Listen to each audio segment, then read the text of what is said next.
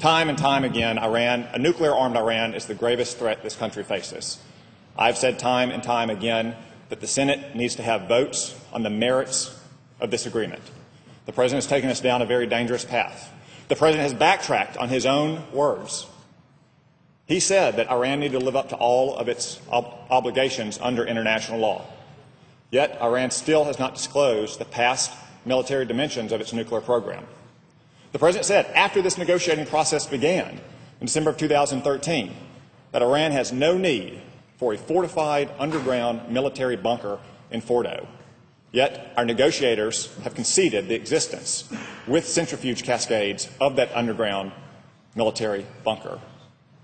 The President has said we have to have fully verifiable, anywhere, anytime access to all sites in Iran to ensure that they're not cheating on any agreement, to include their military sites. Yet the leaders of Iran continue to say that we won't be able to access their military sites. There'll be no intrusive inspections.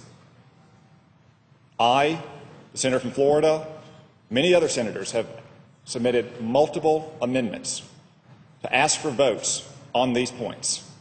We have been consistently blocked from bringing up these amendments for a vote. It's fine if you want to vote no. If you think that Iran should keep an underground fortified military bunker with centrifuge cascades. It's fine if you don't think that they should have to disclose the past military dimensions of their nuclear program. But we need to vote. You need to vote no. It's even fine if you agree with those points, but you think that this is a delicate agreement that has to be prevented from amended in any way. But we need to vote. If you don't want to vote, you shouldn't have come to the Senate. If you're in the Senate and you don't want to vote, you should leave. As the senator from Florida said yesterday, be a talk show host, be a columnist. It's time that we have a vote at a simple majority threshold on all of these critical points. So again, these amendments would do a very simple thing. One, they would require a vote on whether Iran should get sanctions relief before it discloses its past military dimensions of its nuclear program, before it closes its underground fortified bunker at Fordo, and before it submits to a fully verifiable, anytime, anywhere, no-notice inspections regime.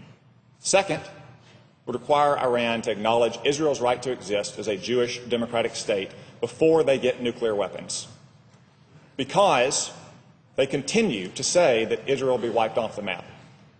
And if they get nuclear weapons, they will have the means to do so. There are now 67 amendments that have been filed, all by Republicans, none by Democrats. This bill passed the Senate Foreign Relations Committee 19-0.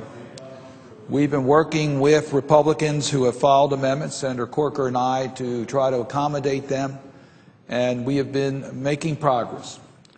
We have been trying to schedule additional votes, and I just want to thank Senator Corker and those who are cooperating with us in a way that we could try to move this bill forward. We're prepared to have votes, but I think some of the tactics that are now being deployed are going to make it much more difficult for us to be able to proceed in an orderly way. That's every member's right to take whatever actions they want to take. But I want to tell you that those of us who want to get this bill to the finish line, it gets a little frustrating. I want to thank the ranking member. I want to thank the ranking member's staff. I want to thank the Minority Leader's Office for working with us on what was going to be a series of votes, tough votes. I have a sense that the context of this has just changed, and so I regret that. I've been working with numbers of senators on some really controversial votes that we're willing to make, as we already have. Matter of fact, the only two votes we've had thus far were considered poison pill votes.